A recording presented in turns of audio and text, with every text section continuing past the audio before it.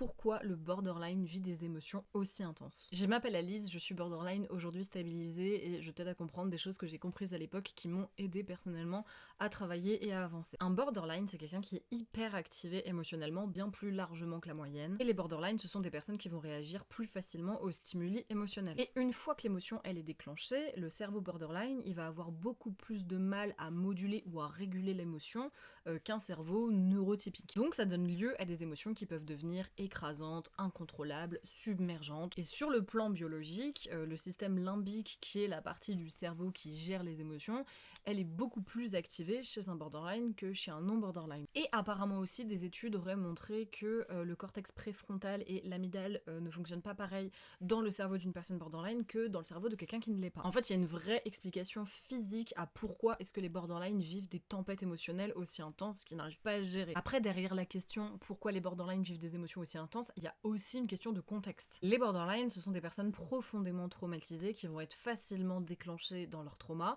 et les traumas, c'est porteur d'émotions. Il y a aussi la pensée dichotomique du borderline qui va l'amener dans des extrêmes émotionnels parce que dans sa tête, une émotion, elle est forcément binaire. Là, c'est un peu les explications contextuelles de pourquoi est-ce que le cerveau du borderline il va autant s'activer au niveau des émotions, mais la raison principale, elle est bien d'ordre physique, c'est au niveau du cerveau que ça se passe. Je rappelle qu'on sait toujours pas la quantité de parts d'acquis et d'inné du trouble, les psychologues, les psychiatres se contredisent tous sur la question. Attention, ça veut pas dire que ça peut pas se reprogrammer au niveau du cerveau. Certes, le cerveau il apprend des comportements, mais il en désapprend aussi et il est hyper adaptable en vrai. Donc si vous lui proposez des outils pour qu'il se régule émotionnellement, à long terme ça fonctionnera.